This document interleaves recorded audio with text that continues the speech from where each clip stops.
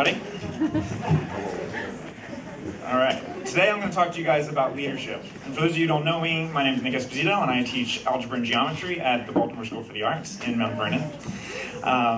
When I came to Baltimore originally, I wanted to work in a low-performing, low-income school that was, riddled with inefficiencies and had a low culture of achievement.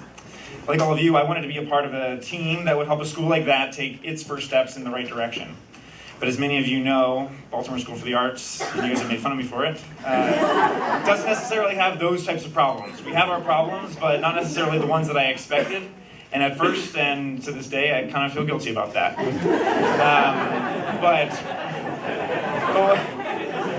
But my time in TFA and my time at BSA and my time at ITLT or PD or whatever we call it, and my time with Riaz and the Wolfpack and my time with my friends at Miller's Court, I have realized that true leadership is not as much about taking the first step as it is about taking the next one.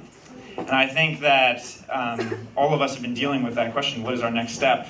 Probably since the first day of school last year when you're thinking about what am I going to do next. And that step could possibly be going to grad school or going to policy or staying a third year or switching schools or getting a civilian job. That's not necessarily the type of next step I'm talking about. The next step we're talking about tonight is taking the experiences that you had your first 2 years and bringing them into whatever future community you end up being a part of. And that question, I think, is actually a lot easier than the one about what am I going to do next year. And my answer that I've come up with over the last 2 years is you need to find that point in which your greatest passion meets your greatest God-given talent and where they meet your students' greatest need.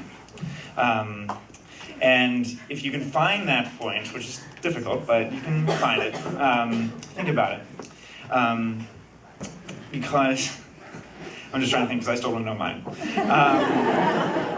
But that point is really important because as teachers, we are held to high state and national standards.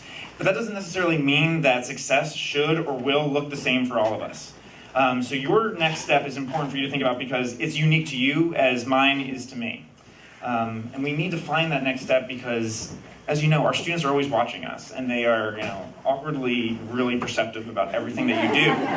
So they're watching you take your next step, and that next step means that you're constantly trying to be a better teacher or a better person, that you are taking responsibility for your career, and that they see you developing visions to solve problems, and they see you going after your own passions and your own dreams. So if that means not being in the classroom, they need to see that too, that you're going after something more for yourself.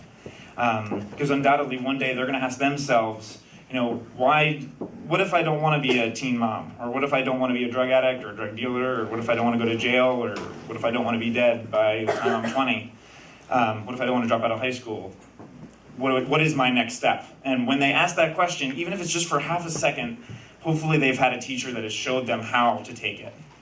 So I honestly believe that if you teach them how to take that next step, then you'll be doing more than just teaching them how to become a part of their worlds. You'll have taught them how to change them. So as you guys think about what you're doing next year, please, and I know it's tough to think about this experience as a bunch of steps. Don't think of it as a painful crawl that it has been.